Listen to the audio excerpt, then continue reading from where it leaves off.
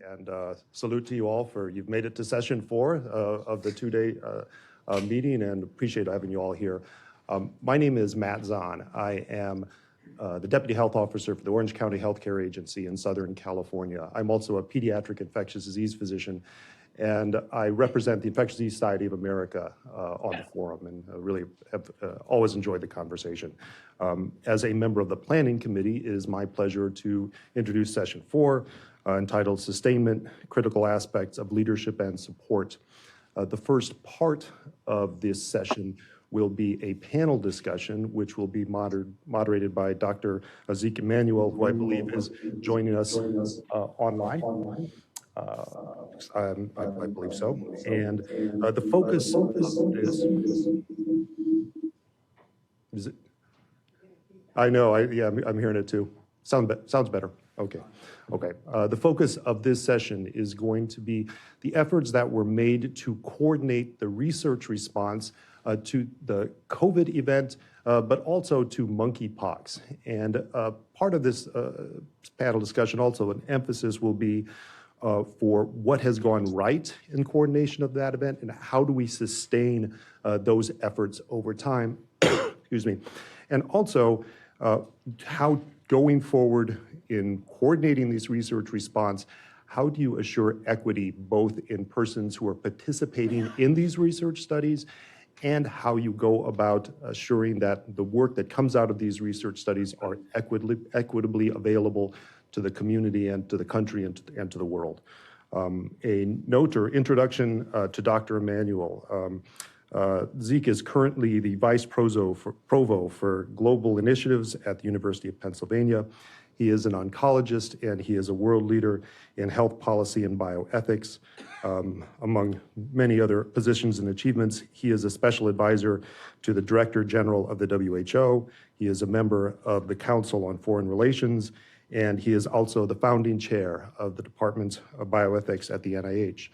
So Zeke, welcome, and we appreciate you having, and I will turn it over to you. Thank you. It's a great honor to be here, and I apologize for not being in person. COVID has intervened. I got it yesterday, so I hope that this hybrid model is less than optimal, but we will make do, and I hope that we can get out of it what we need. We're going to begin with 3 presentations. Then I am going to make a few thoughts on our situation regarding clinical research going forward. And then we will take questions and have a discussion with the audience. Is Nahid Bedelia here? Is she? She is. I don't have a full list. So, yes, no, maybe so. Yeah. Yes. I'm here, Zeke. Oh, I can't. Sorry, I can't see you. Nahid is the senior policy advisor to the White House COVID response team, who I happened to talk to just yesterday, is going to. She did a 1-year evaluation of the pandemic preparedness plan, and is going to speak to us about her thoughts on the clinical research efforts during this pandemic and what it might portend for the future. Great. So jumping right in, I think just to step back and say before I am anything else, I am an infectious diseases physician and a biomedical researcher. So for me, this is really quite personal because it has been our reality for not just this pandemic, but many other prior pandemics in terms of how we respond to biological threats. I'm going to start by just saying that from a government perspective, when one thinks about the role of a federal government or central government in organizing for the research response, what's critically important is that we start that thinking well before a pandemic or a biological threat acts. And because the kind of investments that are needed require multi-year in terms of a timeline to actually bear fruit when the crisis actually occurs. And for that, what is required is a vision and a set of priority setting that is outlined, that is commonly understood across agencies, and then it creates a vision that is available to all parts of the private sector, to researchers and academics elsewhere. And for us currently, I mean, I know that Gary's going to talk a little bit more about the COVID experience because he was in government for that. And I'm going to talk a little bit more forward facing, which is that, as you may know, in September of this year, that vision, that strategy of how the U.S. is thinking about the future pandemic preparedness was expressed in the National Biodefense Strategy, which was updated from the 2018. And critical reasons for that, the critical reason for putting that out is that it is the U.S. government's ability to sort of optimize its own efforts, harness the work of essential partners inside and outside the government, domestically and internationally, to assess, prevent, prepare, respond to, and recover from biological events, whether they're naturally occurring, accidental, or deliberate, that can cause the American people or the global community harm. And within that is not just a set of goals that we want to achieve with our capabilities and our investments, but there's also an implementation plan that outlines, what type of ready response do we need now? What type of partnerships we need to put into place currently? And also research priorities. And as we go through the rest of the discussion, I think some of this will come up. Second to that, there's another document that about a year ago was spearheaded by our partners in the Office of Science and Technology Policy, but it was, again, an interagency process, which is the American Pandemic Preparedness Plan. It's a bit more specific, and it outlines research priorities and biomedical priorities in terms of investments that are necessary. So what Zeke was speaking to, the annual assessment that Dr. Matt Hepburn and I did in September of this year. God, it almost feels like it's been a year since then. Again, we set these priorities a year ago. This was during this administration. Where did these partnerships, investments, and priority settings from last year, where did they bear fruit? What was successful? What are gaps where additional work may be needed, both internally to the government as well as facing outside, where additional investments are required? And that I think is an important part of one of the ways that we can start thinking about the future, is taking the partnerships and investments that work. The other thing that I sort of want to put out there as part of the startup of a conversation is that pandemic plans only go so far when there is no attached funding to them. And as we know, our NSC colleagues have put a request out to support the National Biodefense Strategy with additional investments as a congressional ask for funding as well, which we're still waiting on. And then last 2 points to make. When we think about investments, we often think about the beginning of outbreaks and pandemics.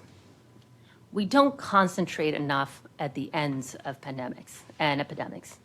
The recovery period, in some ways, is a lot more complicated, and we're in that now. We talk about research investments to study pathogens when they strike us. We don't think about look at the consequences we're seeing currently, right? The rise in RSV cases, influenza cases, the new biological threats from endemic diseases as sort of patterns of disease have changed. And that's also important because when you step back and look at just general impact of epidemics. There was an IMF study, I think, in the fall of 2020 that talked about the fact that the Gini coefficient, the measure of income inequality, increases in the 5 years after every outbreak that occurs, when they looked at the major sort of H1N1 and Ebola, West African Ebola virus disease outbreak that occurred. And if that's the case, you're sort of also seeing a greater societal impact. And what does that mean in terms of us as a biomedical society or community investing in understanding the new health threats that may arise from that? And then the last thing is the biggest takeaway here is also that government cannot be the only single actor in responding. We play an important part in that coordination, in figuring out the kinks. Huge part of this comes as all of us as a community acting on this preparedness at the very beginning, but also a continual exchange during a fast-moving biological incident to respond. And then one of the reasons I think it can't just be government is that every government, every health system has its own unique areas of advantages as well as challenges, right? And for us, I think one of the big things that we've discovered during the pandemic is that when we speak about things like the UK recovery study or the other sort of big efforts that were handled at the national level, we've done a great job here with the work that NIH has done with the ACT and the active trials, but we are inherently different public health systems and healthcare systems. And whereas, our public health system is in the public sector, our healthcare system is in the private sector, and that requires ensuring that those partnerships exist. And that's another reason why it can't just be the government alone. And then beyond that, the government itself, for us, we are a federated republic with democratic ideals. Our plans are made at state level and coordinated at the federal level. And so there's also, again, another partnership that needs to exist beyond the federal government that's ongoing between states, territories, and the federal government that happens before, during, and after a pandemic. So I'll end there.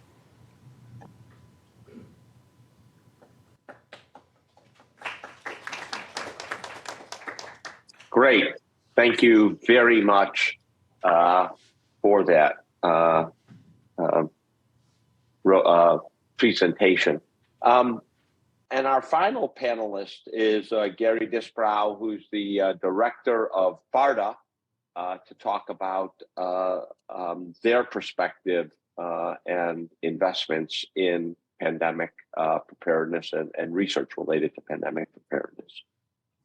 Great, thanks. Good afternoon, everybody. I really appreciate the opportunity to be here and provide perspectives from the Barta organization. So if I could have the first slide. This is going to be a wave-top briefing because I know we have limited time, but I did want to touch on multiple aspects. So Barta was established under the Pandemic and All Hazards Preparedness Act, and many people are still not aware of the Barta organization, but our mandate and our mission is to develop vaccines, therapeutics, diagnostics, and devices to protect the U.S. In the event of chemical, biological, radiological, or nuclear threats and pandemic influenza. We also have, sorry about that, we also have a mandate and a charge, thank you, for addressing emerging infectious diseases, but we don't receive annual appropriations to support a program for emerging infectious diseases. We have that for our CBRM programs as well as our pandemic influenza. We rely on supplemental funding, and I have been with Barta for almost 16 years through H1N1, multiple Ebola outbreaks, Zika, COVID, obviously, the current outbreak in Uganda, as well as Mpox. And for some of that, we have received supplemental funding, and for other outbreaks, we have not received any money yet. But we work together with our industry partners, the private sector. And so Barta is more than just a funding agency. We bring our scientific expertise to the table to partner with the company. And this is whether we're investing $100 million with the company or several $100,000 with the company. We form a project coordination team, bringing our scientific expertise, manufacturing expertise, regulatory expertise, non-clinical, clinical expertise to truly partner with the company and push their products forward because we want everybody to be successful. Next slide, please. We support all aspects of product development. I know we're going to talk about some of the, talk about innovation and how do we push innovation forward. So Barta has an innovation ecosystem that we are supporting. We have our Blue Knight program. We have a specific division, the Division of Research, Innovation, and Ventures within Barta that supports innovative investments on behalf of Barta. We have our Barta Ventures program, which is 21st Century Cures Act authority that we were provided and allows us to work with a venture capital investment firm. And we also have our accelerator network, which are 13 accelerators located across the United States to amplify the Barta signal and also bring innovators to Barta for discussions. And then we also have the CARB-X program, which many of you are aware of, that we just renewed our commitment to CARB-X for 10 years. And typically what you hear of BARTA doing is advanced research and development, so we obviously do that, as well as support licensure of the products and procurement of those products, either under a vendor-managed inventory system or for disposition into the Strategic National Stockpile. Next slide, please. So over our history, we have supported 65 FDA approvals, licensures, or clearances of vaccines, therapeutics, diagnostics, and devices that cut across CBRN, pandemic influenza, and emerging infectious diseases. So I think the funds that we were provided by Congress, I think you're seeing a return on investment of those funds. These products are available and better protect the U.S. population in the event that they are needed.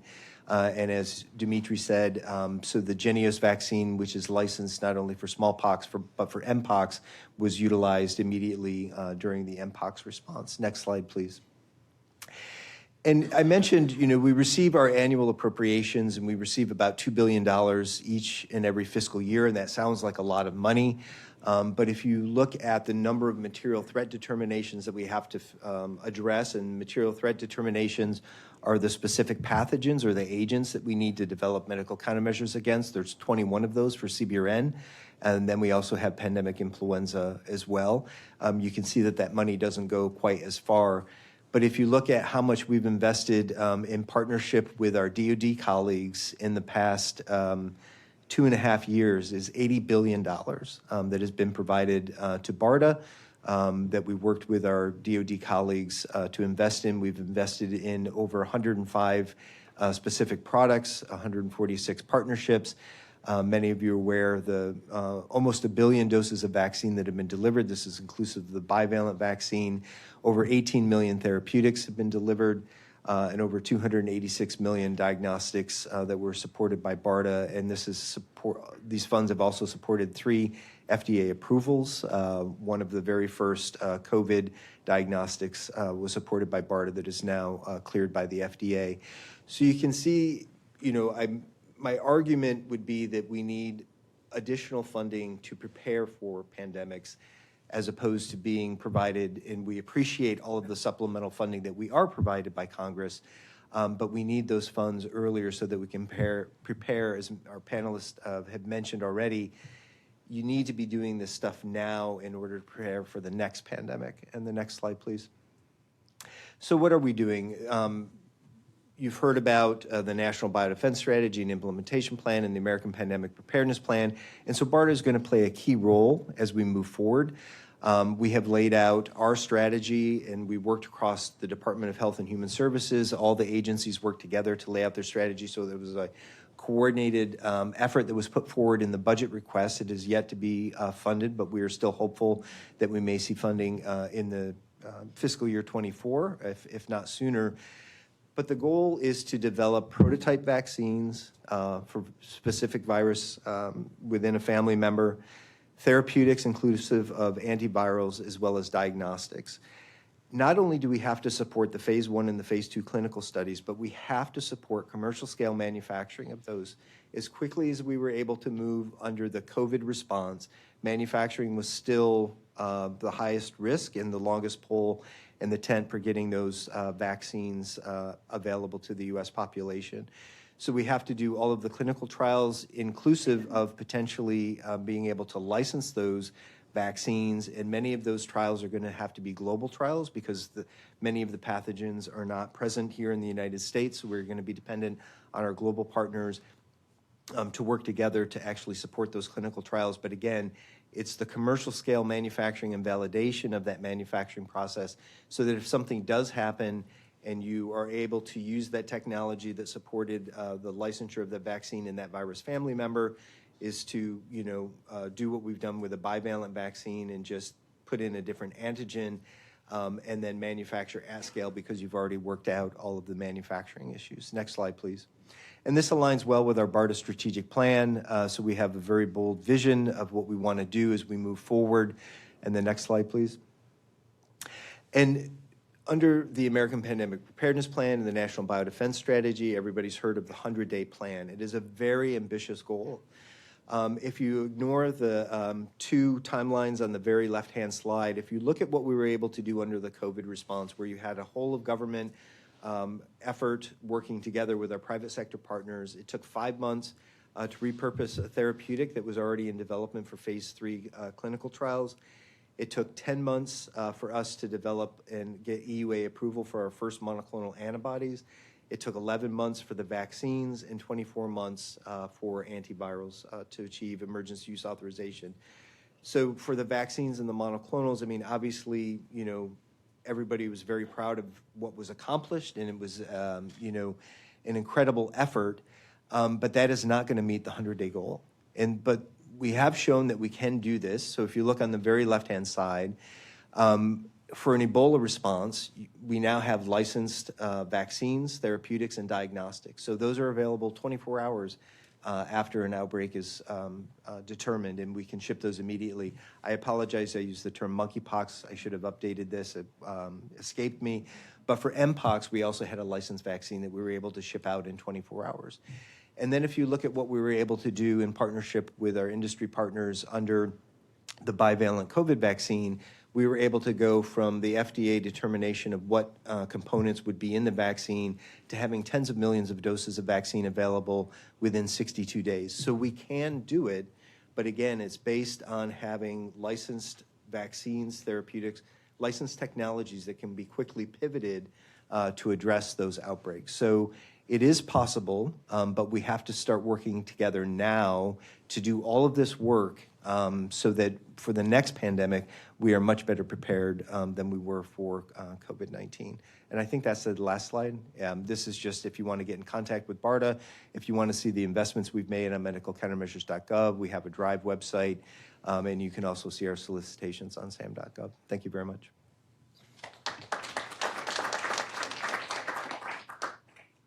Wonderful. Thank you for those presentations. It's probably not shocking that we have 3 government representatives, and we have 3 presentations that I think present a optimistic, rosy, I'm not exactly sure how I would put it, but a positive spin. I have to say I'm a little more skeptical myself about our response, and more importantly, our ability to respond in the next pandemic. And I want to raise a few issues about the development of countermeasures, and in particular, the development, the clinical research enterprise that is going to be absolutely essential to no matter what we do, no matter how much money we have. I don't think this is fundamentally, certainly during COVID, fundamentally a money problem. I do think as Naheed said, the pause, the post-pandemic response, and the sort of trying to build up and address structures has been poor. It always is poor in the United States. We tend to want to forget rather than to build stronger. But let me make, I think, 4 or 5 points that go to the heart of what I think is our Achilles heel in terms of developing new things. The first, I want to emphasize that we depend upon researchers to get a lot of this done, especially in the clinical research space. You have to have clinical researchers leading studies. And one of our big problems, in my humble opinion, is that the interest of researchers and research institutions, the academic health centers, are not coincident with the interests of the nation during a pandemic.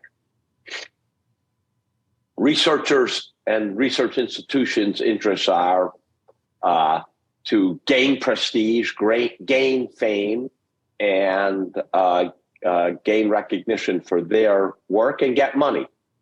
that may not be equivalent or work well with the need to have coordination and collaboration. I don't get recognition if I'm part of a big group. And we know that you're not going to get the research breakthroughs we need for pandemic preparedness one-on-one. And so the collaboration we need in any of these responses is going to have to be encouraged. I would use the word coerced, but I'll use the word encouraged. People will not do it voluntarily. And that's important to keep in mind, because you can structure the best program, but if you can't get the private community out there to collaborate, it isn't going anywhere. And we have seen that problem, most notably in the convalescent plasma fiasco, in my opinion, where we had scores, if not hundreds or thousands of tests of convalescent plasma, all done differently, none coordinated, and no major coordinated effort. This goes to a second issue, and that is the priorities during a pandemic, and establishing them clearly, and getting priorities that we need accomplished in terms of things like oral antivirals during the COVID pandemic. They were actually down the list. Monoclonals were up the list, even though there was very good reason to think that the monoclonals were not necessarily going to be our best approach because of evolution of the virus. Establishing those priorities clearly, getting all the research community to buy into them, as well as the production community, because research has to be combined with development and manufacturing, as I think was very well pointed out. Getting everyone on the same page and making sure that we establish clear priorities very quickly and pivot quickly in getting everyone to play by the same hymnal is going to be, I think, critically important. I don't think we have that mechanism in place yet. And I don't think when priorities are established, everyone will necessarily participate. I will raise a third point, which is a lot of and I think this was emphasized, I think Gary made this point clearly. I think this is very, very important. A lot of the funding we have, certainly to the CDC, obviously to BARTA, is categorical and has some very, very severe limits on flexibility when an emergency happens. And this is not optimal for planning and not optimal for flexibility. I do think this is an important lesson. We need to trust our civil servants in this regard and the expertise of the civil servants, and be less directive about the dollars should go to this, this, and this, and be able to pivot. One of the things we know in the venture field and early startup development is no startup company completes its business plan without multiple pivots. I think I saw the statistic from one of my colleagues at Wharton that every startup, the average number of pivots of a startup are 3 to 4 before they hit the right answer. So that means that you have to have flexibility. And I think the categorical funding approach we have is not conducive to the flexibility we need, especially in responding to a fast-moving pandemic. And you can't rely on legislation, et cetera. So we need to do that. The fourth thing I would mention is our being the United States has a very poor approach, in my humble opinion, to clinical research and how we do trial design. Naheed mentioned recovery. recovery was able to be so successful, I don't think just because they have a national health service and they don't have a private healthcare system. I think one of the reasons they're more successful is the British have a culture, thanks to Pedo and others, of large, simple, randomized trials. And we do not have that culture. We have avoided that large, simple, randomized trials. We have trials with very specific inclusion criteria that are very narrow, and we have continued to do that. And I think that hampers our ability to get trials up and running and to get them fast and to have a wide aperture open. I think having better clinical trial design that are simple, with simple inclusion criteria, aiming for large is much better approach. And I think that's something we can take from the British recovery approaches. One of the other elements that distinguishes us from Britain and allowed them to get going faster and do better is contracting.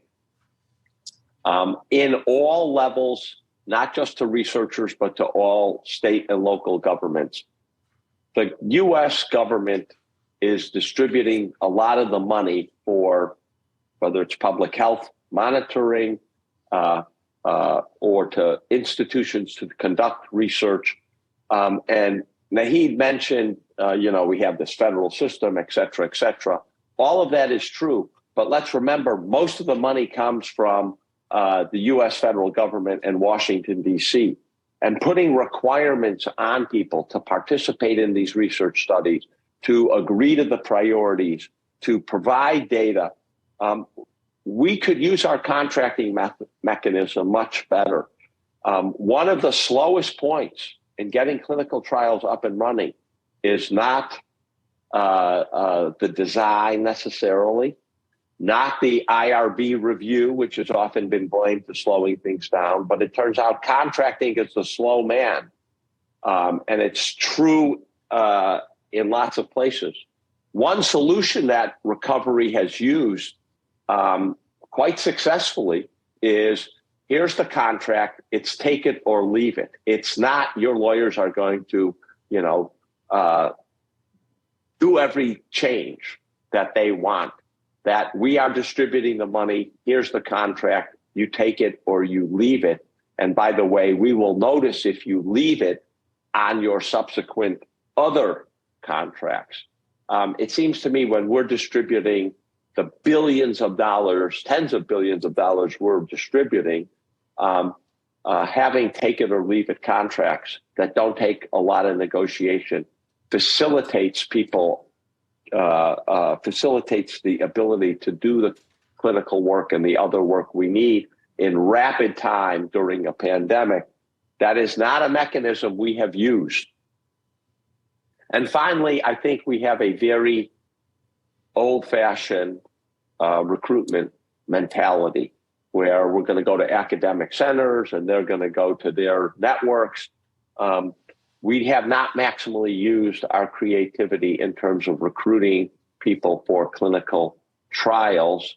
And I think that has been to our detriment. We have networks, we use some of the networks, but let's remember there were and are a lot of people who, if given the opportunity, not by academic health centers, but just called up from their test results, would have enrolled in many trials at many points. We did not use such mechanisms, and it seems to me we need to rethink how we recruit. All of this, I think, is relevant for pandemic preparedness and the clinical research necessary to confirm therapeutics, test therapeutics and vaccines. It's also necessary in the post-pandemic, like now in our long COVID research that is absolutely essential to understand what's gone before and what is the legacy of our pandemics. And I think taking a different approach, there's nothing that suggests to me we have learned from the pandemic to take a different approach when it comes to what we have done in our long COVID response. So with that, I would first like to give the panelists an opportunity to respond to me or to respond to each other, if you would like to take that, or we can go to questions. Naheed, would you like to take an opportunity to respond to anything you heard, and not just from me, but Now I'm just scared, Zeke. I don't know. I wanted to point out one, I know we're focusing on clinical trials, but I want to take the opportunity to say that there is a very unique role of the government in terms of research, which even precedes, randomized control trials, which is to do those things that market forces alone and research alone, independent researchers alone would not be able to accomplish, right? This is a critical role and a big part of this currently right now, for example, and your point about we should really have we learned something. I think that the big part of this is, for example, the push that we're making, the Biden administration is currently making to try to, put down some sort of investment on next generation COVID, pan-corona, sarbecovirus tools, whether they're vaccines and treatments, right? That is an example. Mucosal vaccines that potentially can protect us from the next beta coronavirus that makes an impact. Those are the kind of gee whiz big investments that only government can do, that can accelerate the timeline. And I think, Gary, the work that Operation Warp Speed did was based on the initial, work that had been done from government investment beforehand. And that's an important part that I think that we need to stress in terms of what it does and identify that it does very successfully. The other thing that it does, and Gary, you stress this, I think, is another role that it's beyond the beyond the clinical trials themselves, which I think was done well, and I think we need to continue to invest in this, which is taking a broader sector-wide view to R&D. So not just investing in the research itself, but the components of research, the raw materials, the supply chains for being able to do it in a moment of crisis, to look at the entire sector and to be able to support that during a crisis and beforehand. And the third thing that I think that government can do, the U.S. government and others can do, that I think potentially academic institutions and industry don't have that broader perspective, is supporting a global partnership and commitment from multiple multilateral partners. And the 100-day mission is a good example of that, is creating that vision, that investment across borders to be able to do this. And we're doing that not just, I think, through the 100-day mission, but also the work that we can do by investing in the pandemic fund, which the Biden administration's invested in, but ensuring that capacity, that research capacity exists in many different places, aside from just within our borders as well, which is necessary and critical. I don't know if you have something to add. Sure. So I really appreciate the perspectives. I mean, agree with a lot of your points. I think there were some things that were done well during the COVID response, and we need to leverage those and build off of those. And there are things that we could do much better as we move forward. My biggest concern moving forward, you mentioned this briefly, is sustainment. Sustainment of anything that we have developed as far as infrastructure through the active clinical trial networks or the ACT network, the investments that we're making in domestic supply chains so that we can manufacture at a population scale a vaccine in 100 days, is to be able to sustain that, in between pandemics. And that is one of my biggest concerns, so that we don't find ourselves back to where we were in December of 2019 when the next pandemic hits. And for the clinical trials, I think there are things that we could do which are much better. I appreciate your perspective on contracting. I've worked in the federal government for almost 16 years, and the FAR, which is the Federal Acquisition Regulations, is a book that's thicker than a Bible.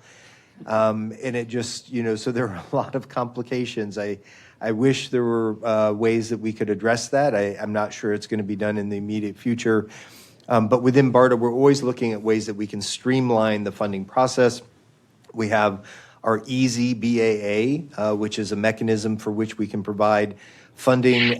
Companies provide a 2,000 word abstract. We make a decision on if we're interested or not, and we've made awards in as short as 9 days, most of them occurring in 30 days. We're also streamlining our process for acquisitions. Again, this is primarily for development of products, not specifically for clinical trial research, because we have to have a mechanism that is responsive during a response. So we have what's called a broad agency announcement. It is very, it has suited BARTA well for preparedness, but it did not work for response. And that is why we also had to partner with our colleagues at DoD. They have 180,000 acquisition experts. We have about 50 within the BARTA organization, and so we were able to leverage that. But they have what's called a Medical Countermeasure Consortium, MCDC, which is a group of over 500 companies that belong to this consortium, so that they can leverage those partners immediately upon response. BARTA is looking at establishing our own consortium because we're not always going to be able to rely on our partners at DoD for a future response. You know, we appreciate everything that we've done, that they have done with us, but we're not going to be able to rely on that moving forward. And there are several other things that we're looking at to streamline the process to get funds to companies quicker. BARTA Ventures is a way that we're doing that, again, through our Easy BAA and then other methods that we are looking to streamline the process. So I'll stop there. I'll let Dimitri jump in. But again, I think there were things that we did well in the COVID response. There are definitely lessons that were learned. We at BARTA are, you know, looking at those and you know, really trying to provide solutions as we move forward, so that we don't find ourselves in this situation for the next pandemic. Thanks. Thanks, Gary. I'll just jump in with a couple of other just ideas. Well, in terms of clinical studies, I think that some of the pivotal work happening for Mpox really has to do with therapeutics as well as some you know, clinical studies that are looking into immune correlates using the Jynneos vaccine at using different dosing strategies. So I think there's some good lessons. I think coming in terms of a future for responsiveness. So I think again, leveraging AIDS clinical trials group has been really important, but still not fast enough. So I think we launched a TPOX study, which is really important. So that's tecovirimat, the drug that's used that is approved for smallpox. And being studied for Mpox, and so launched after the peak of the outbreak was already done.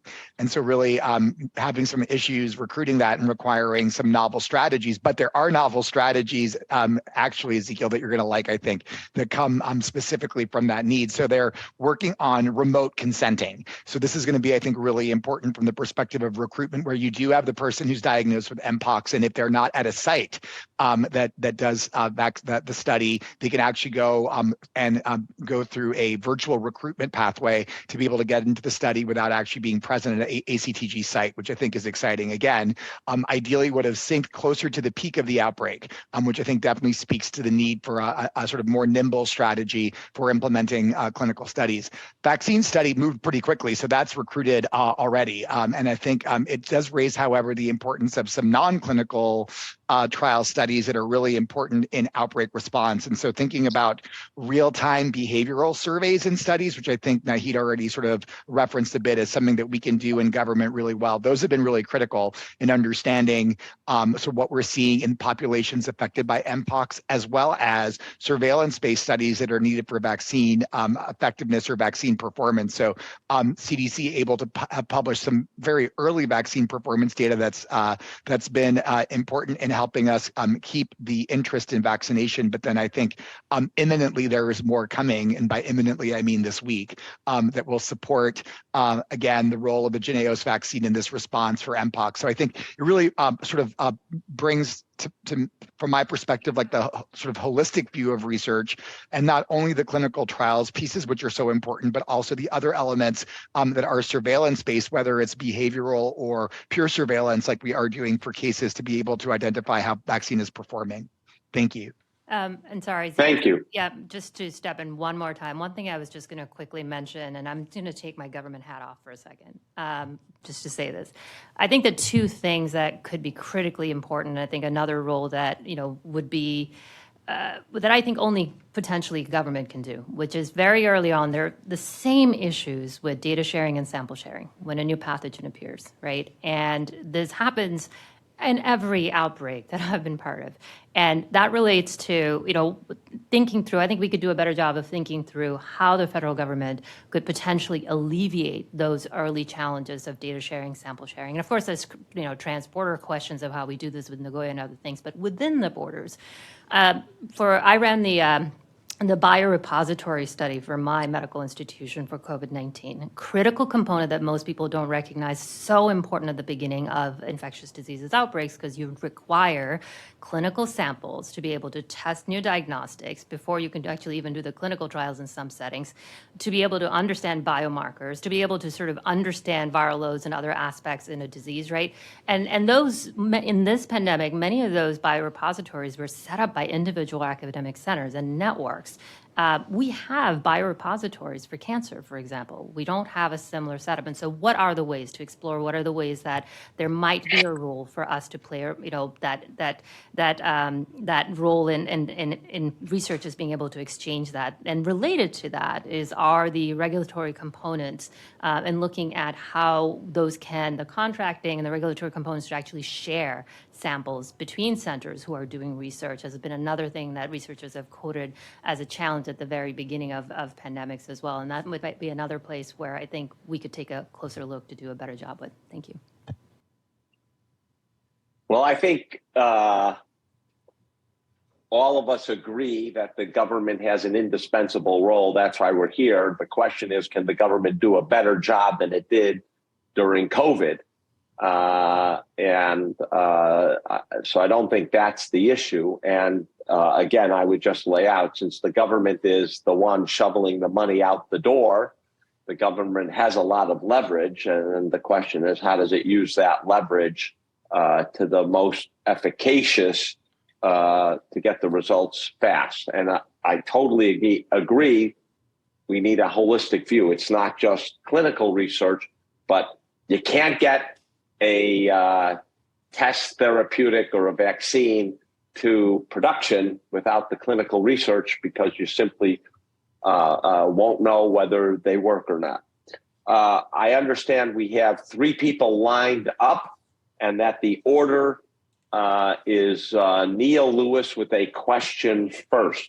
So let's go to you, Neil. Thank you so much for those comments. Can't hear. Okay. Can you hear me now? Yes. Yeah. So thank you all for those comments. They're really helpful to hear.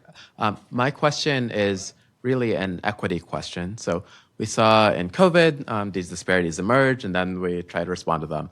Then the same thing happened with Mpox that we heard from and saw the data on that as well. And this has happened with pretty much every other pandemic before. So my question is, what is the government planning to do moving forward to try and prevent these disparities from emerging as new conditions emerge, rather than always trying to play catch up, given that we know these same sort of social determinants create these conditions over and over again. So, thanks. So I can start with a couple of specific examples that we're doing at Barta and fully appreciate. Can you move closer to the microphone, Sure. Gary? I think you keep moving your head away. Okay. And it makes it hard to hear. Sorry about that.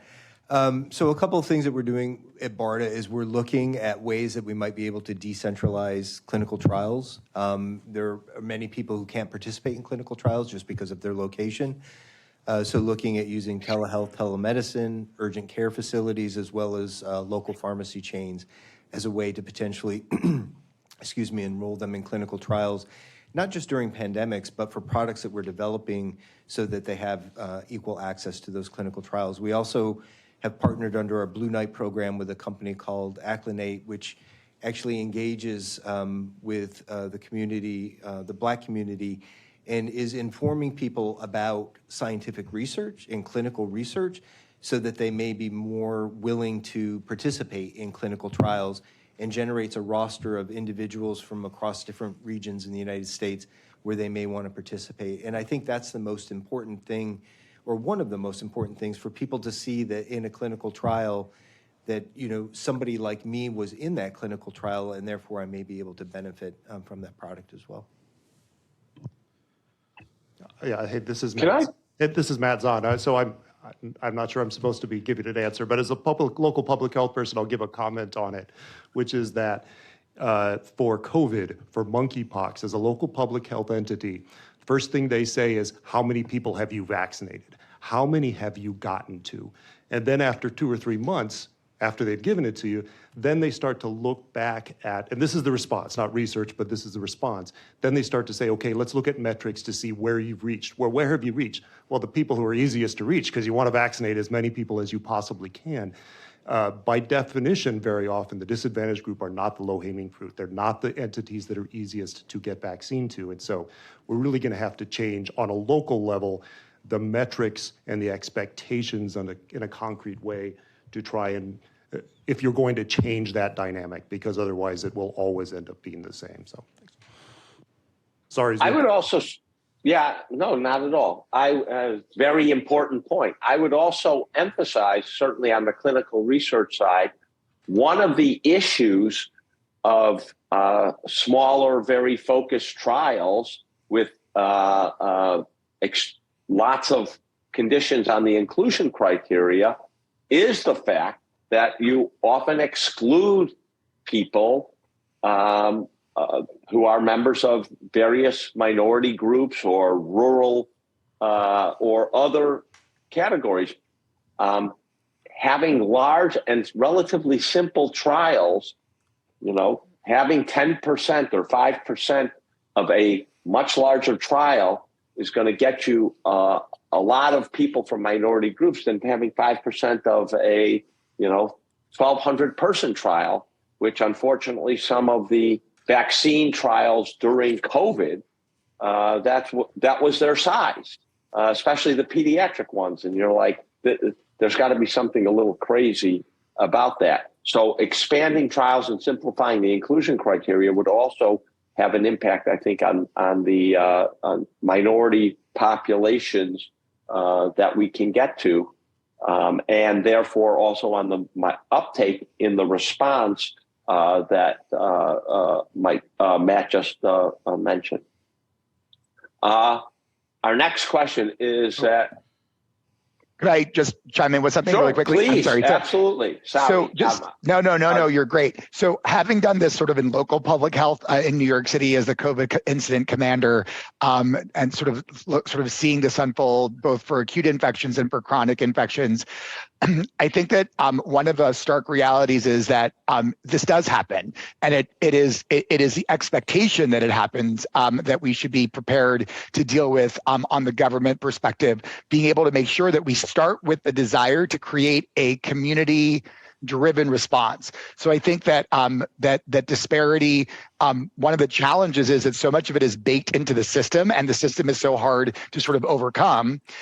With that said, identifying ways to sort of put vaccine, as an example, closer to where people are has been really critical in turning around a bit of what we saw in the outcome of vaccines. So really strategies that are looking at non-traditional venues. And I think that can be also said for study engagement as well. The sort of thinking about not just sort of the routine places, as I think, as you said, like are the normal networks that people recruit from, but rather like where can we touch the community and where can we actually use trusted messengers within the community to move things forward. And so I think in the Mpox response, we have great examples of what happens when you put vaccine closer to people. So for instance, we put vaccine at Atlanta Black Pride, at actually venues, not at clinical settings. And we provided about 5,000 vaccines to that event, and 4,200 people were vaccinated. And unlike any other vaccine event, the majority were people of color. It was 50% Black, 70% were people of color.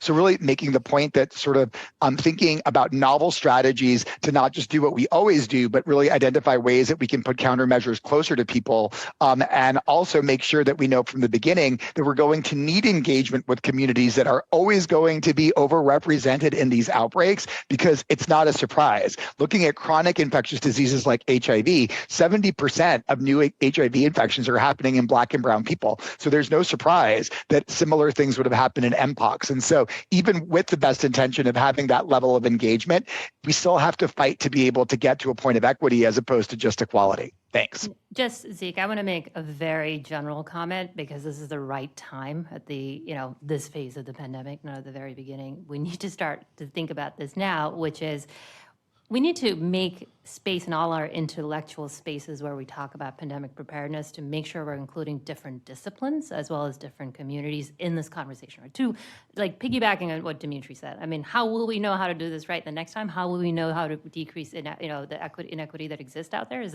what happened during this pandemic, and getting all this, not just different communities, but different perspectives within the system on a table for any of these types of conversations, so that because if you keep asking the same people the same questions, they're going to give you the same solutions for the most part. So that would be one way we could sort of help improve our pandemic response. Great. Dr. Omer, are you there? Yes, I'm here. So nice to see you. Nice to see you. A couple of things. So thanks for the conversation, etc. And I'm going to say that Dr. Emanuel summarized a lot of the things around the trial infrastructure. The question is there an appetite to sort of do this systematically, and obviously there's an advantage of having a working scientist in the administration, and multiple working scientists, so you have an insider's perspective as well. But broadly speaking, is there an appetite to really work towards that? And I will point to a couple of things to add to what Dr. Emanuel said. If their clinical trials are difficult to do within the federal system, there are two specific type of trials that are even more difficult to do. For example, public health trials, so with public health outcomes. So we had this conversation in the morning that in terms of masks, we often talk about that it was a communications challenge, but there was a huge challenge in evidence. There's nothing changed for the last 10, 12 years in terms of the technology of an N95 mask or a KN95 mask or a surgical mask for even longer. But we did, as a country and as a world, half-baked, underpowered, small trials. Similarly, another, often innovation comes from investigator-initiated trials. I'm a big supporter of network-based trials. ACTG, for example, is better than, for example, VTU networks, to be very honest, that are very useful. But I think that some networks within the federal system could have an even higher return on investment.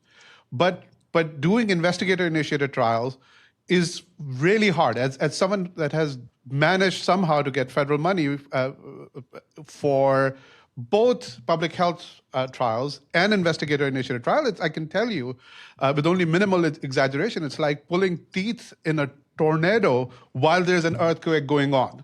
And that's why if you look at the data, federal data, there's so few of these kinds of things that are there. And so trials for diagnostics, field trials for diagnostics, we don't have a mechanism. Not only that we don't have a mechanism, we don't have a vocabulary in the federal system to actually get that done. And so that's one part. Is there an appetite to get down to specifics, to actually have a look at the full portfolio of trials, the full portfolio of intervention studies? So sometimes it's step-edge designs. Sometimes these are Bayesian trials and all of that stuff. So not everything is a trial, but a lot of things are intervention studies.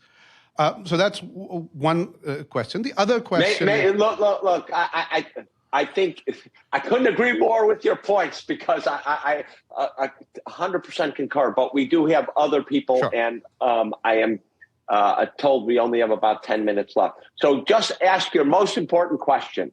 No, I asked the most important question. So that's fine. Great. I'll do my time. So you're looking at me, yes, so I'll start. There is an appetite, but you'll be sick of hearing this from all your government friends. There's always the question of is their support, is their congressional support to be able to do something that would change the system, right? Yeah, and But a lot of this, excuse me, a lot of this is not about congressional stuff. A lot of this is about self-imposed rules by the agencies or self-imposed priorities by the agencies themselves. I mean, it's not as if we don't have congressional funding. You know, a lot of the processes, right, whether we do it for diagnostics, how we organize the clinical trial infrastructure, Congress doesn't get into that. You know, that's been decided by the NIH. Investigator-initiated awards still being the top thing as opposed to something more coordinated.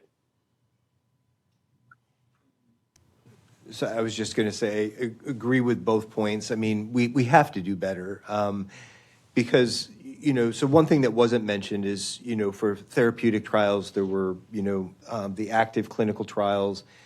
Very early on, we supported some of the independent companies, and they were able to enroll very quickly. What hasn't been discussed, and I think Janet Woodcock mentioned this in one of her public statements, there were over 900, we'll call them clinical trials, but they were really evaluating different products that were poorly designed, didn't have efficacy endpoints, and didn't enroll, which led to a lot of confusion because it was essentially an expanded access use of the product, so you couldn't tell was there true benefit or not.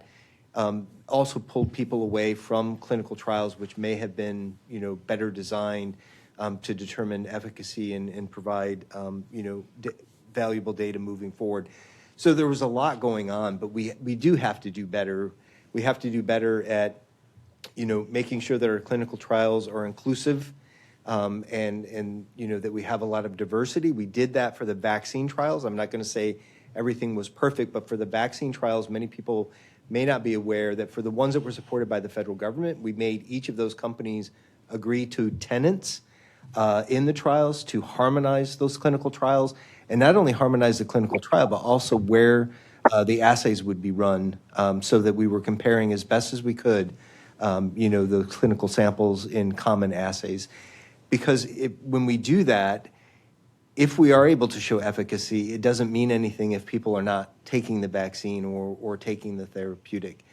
So we have to do better moving forward. And Zeke, I'm going to push back on you a little bit. I think it's both as well. And the reason why I think it also is funding related is that if you truly want to create an equitable clinical trials network, and you don't want the same institutions that have a lot of funding lying around and a lot of staff, research staff that are there. You want to involve more medical centers in areas that potentially don't have the same infrastructure. You have to have the ability to create a warm base, ability to have funding to keep people employed in a research infrastructure, ability to have other trials that are going to run in those systems where when you don't have an outbreak, right? So it's ready to go in a coordinated fashion, and everybody can partake in that. And I think that upgrading that probably takes a bit of an investment. So I think it's a little bit of both. We can, and we need to do better in both of those things.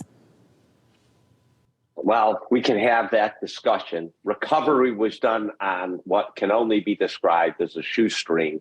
And when we have a $50 billion NIH distributing money, we can, I think, find those kinds of resources. Carla San. Okay, so thank you so much. That's been really insightful.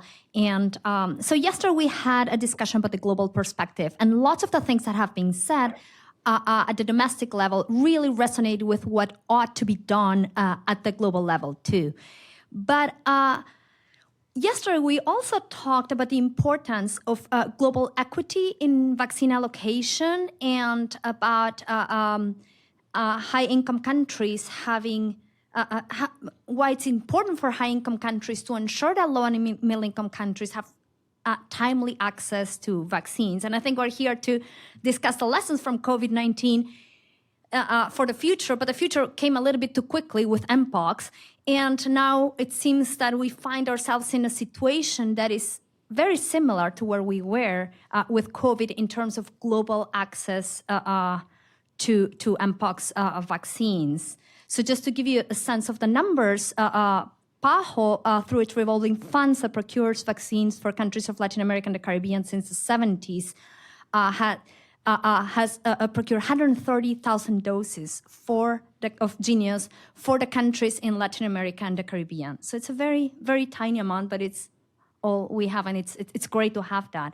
Any thoughts about the how to move forward in terms of global equity in vaccine allocation?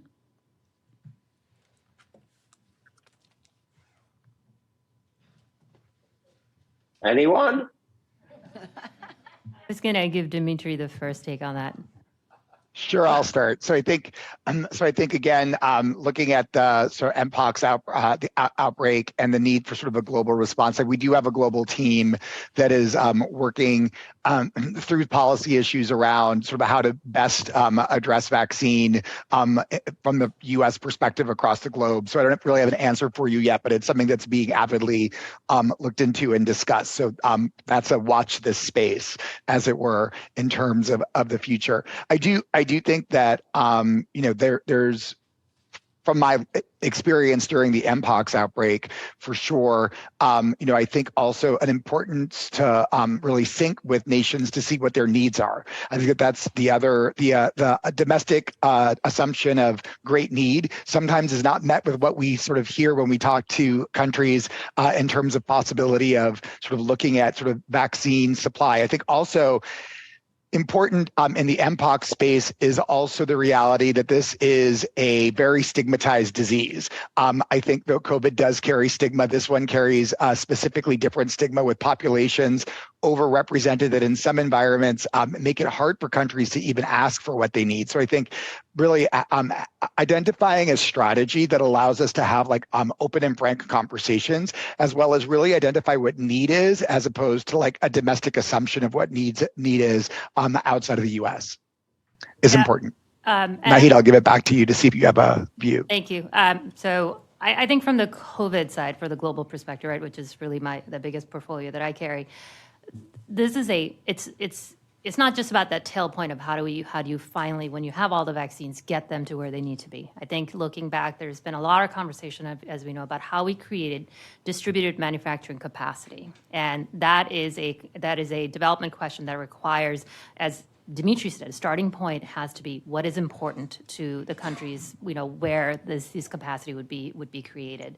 But beyond that, I think it starts at the very beginning. I think it starts with how can we better support research infrastructure and training, and Fogarty does a great job on the training side. But for many researchers who may want to start out by looking at endemic diseases, priority pathogen diseases that might be more important there than here, that may want to push a clinical trial or get CGMP level product of vaccines and other things to test in a clinical trial, there's a lot of hurdles. One is ensuring that we have a biomedical sector that's a bioeconomy that's healthy, and that requires thinking through it. It requires that long conversation of what other endemic diseases would such distributed manufacturing sort of also produce.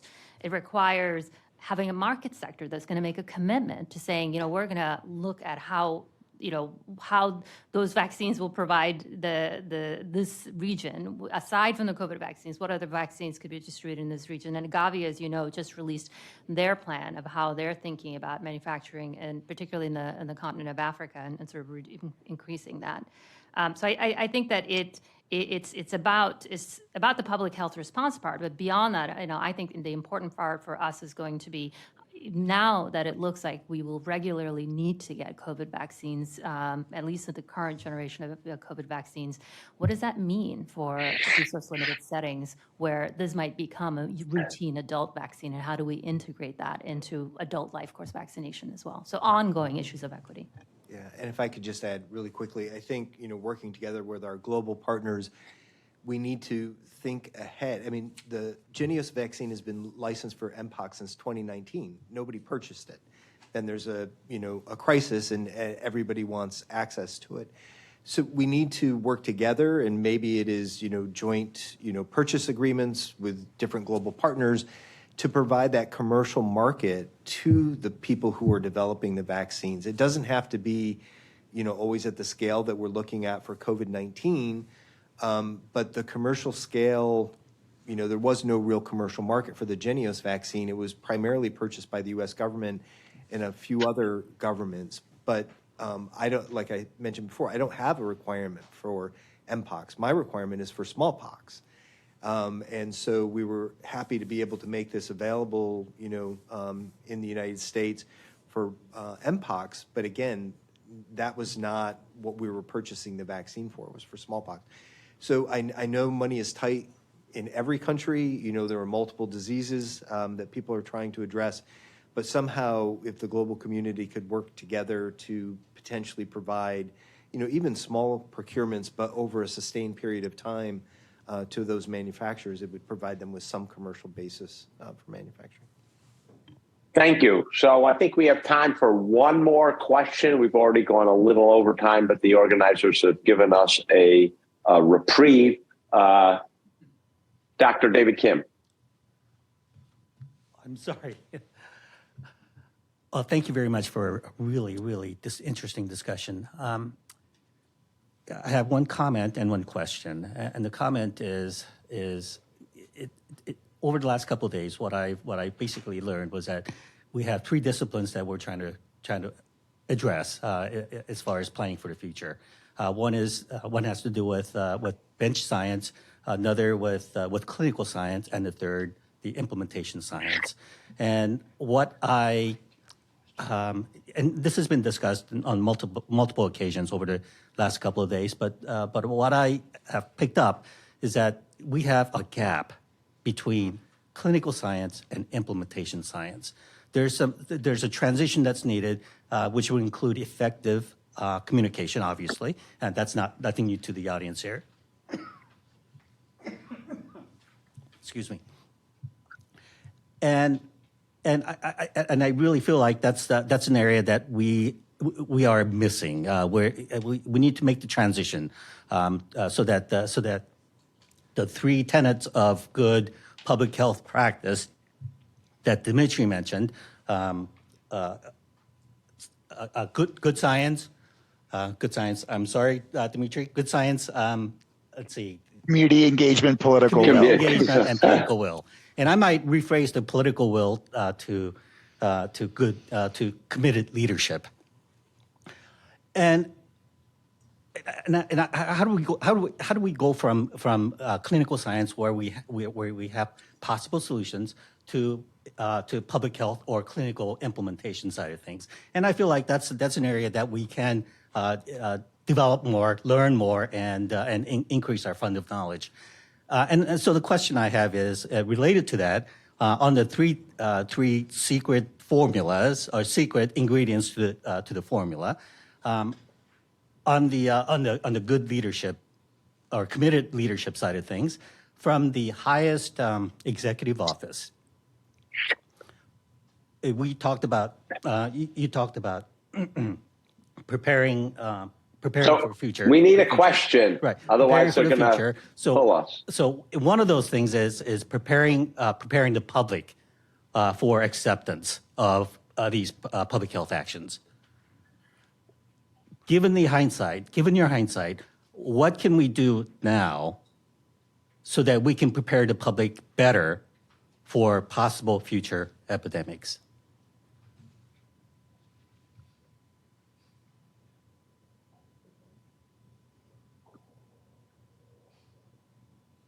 Anyone?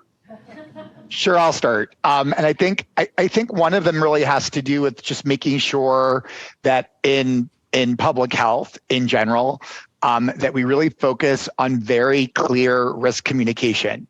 And so I think that this is, it's not at all an abstract notion, but it's that what we know today on Thursday may not be what we know on Sunday, and that needs to be something that is just part of the deal. And so I think that also supports systems that allow us to investigate and do research in a way that as findings come in real time, no one is surprised when it causes a frame shift in what we do from the perspective of guidance. So I think that it's really starting at that sort of at the well from the fundamental part, which is to say, like I'll give the example. In Mpox, we were releasing guidance around behavior modification that was based on no data. We really were looking at best practices, like what we could do. And as data became more clear, we were able to nuance that information even more. And then when vaccine became readily available, even more, we could nuance like what behavioral change should look like as you're awaiting for a vaccine response to occur. So I feel like that we were able to do that because at the very beginning, it wasn't an apologetic, but it was this is what we know today, and we're giving you the best knowledge that we have, but be prepared for a change based on changes and realize that there are investigations happening now, whether they're surveillance or research, that may change what we do. And that was even more important when we launched the intradermal dosing of the vaccine, sort of saying that, we really don't know very much beyond one clinical study about the vaccine. And as I've been speaking, an MMWR early release came out really showing that there's no difference in the subcutaneous and intradermal dosing in real world performance, which I think is very exciting. But again, it starts with just really good risk communication so that people know that all of those things, political will, engagement, and science really can change on a dime, especially if you're dealing with an acute outbreak. Thanks.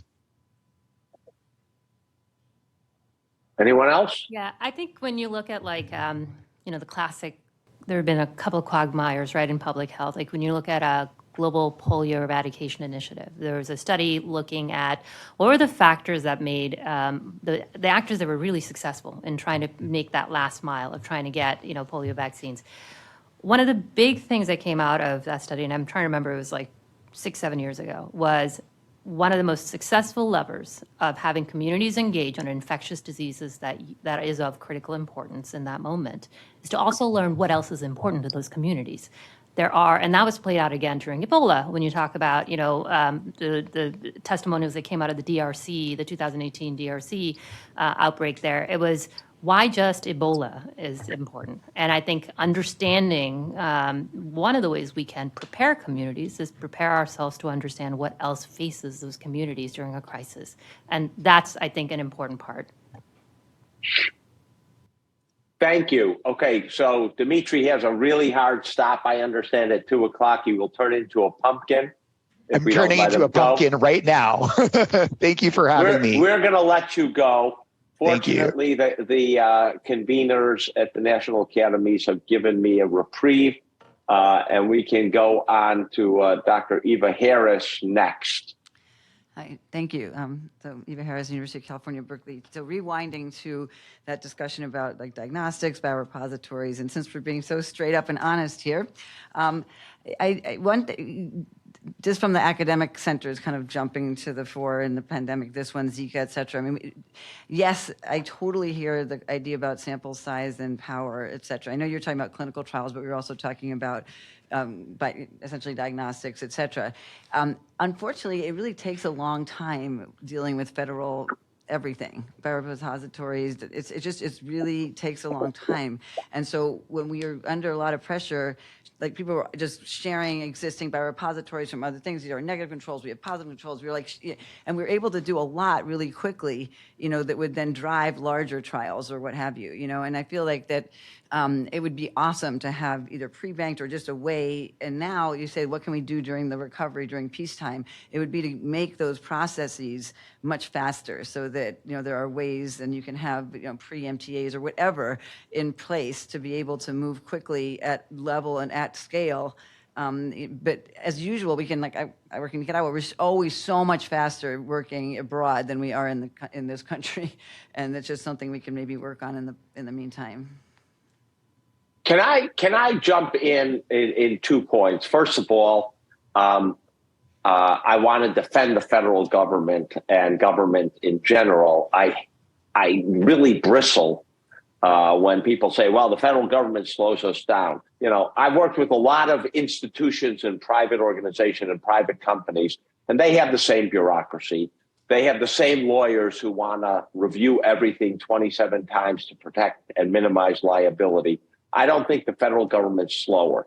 On the other hand, and I do think this is extremely important, your point about could we create ideal contracts now, ideal releases now that everyone agrees to, that are paradigmatic and we don't have to revise for each person before the crisis, I think that's absolutely an essential element so that the contracts are in place, the material release agreements are in place, I totally agree with you. Why should we wait for the crisis to develop those? And we should have them and have time to vet them.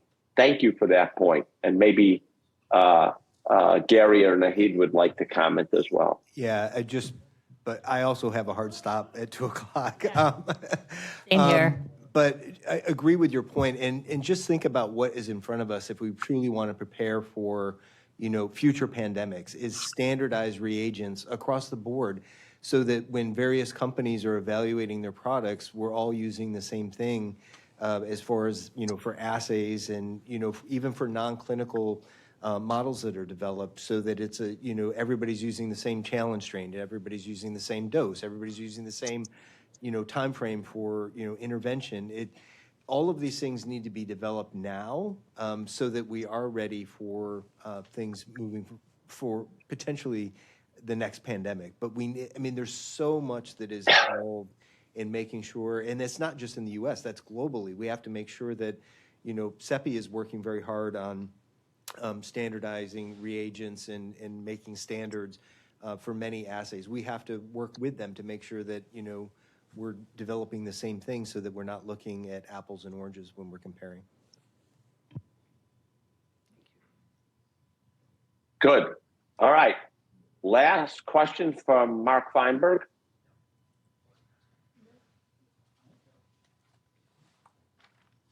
Hello? Mark said I answered all his questions. Thank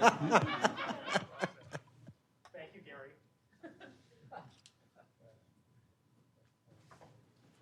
Is that right?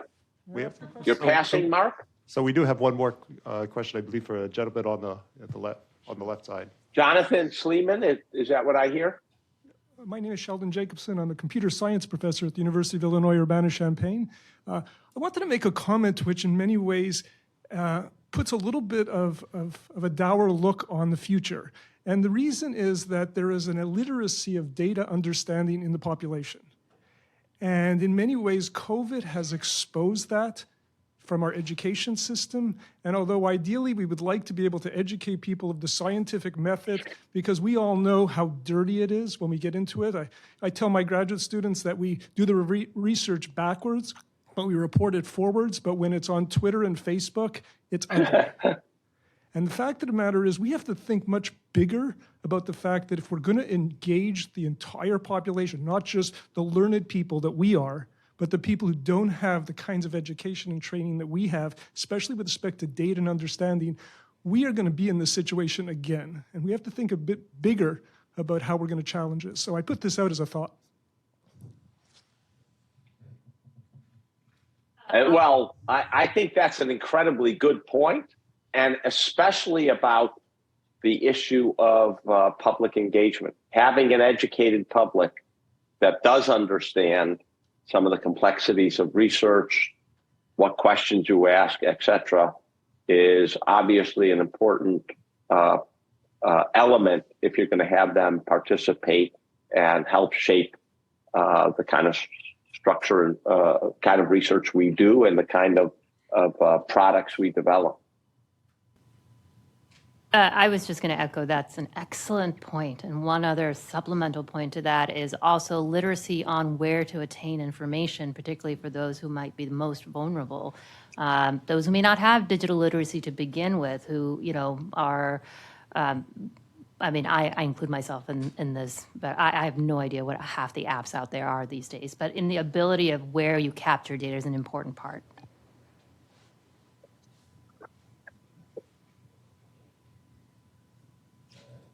All right. I think that is it for this panel. We've gone way over, and I want to thank the organizers for permitting us to continue this very dynamic conversation. Thank you very much to Naheed and Gary and Dimitri in absentia. And thank you, Zeke. And I'll look at the people. When do we want people to come back? Do we We're have a going to break come or- back at 2:25. 2:25. Okay. Thank you, Zeke.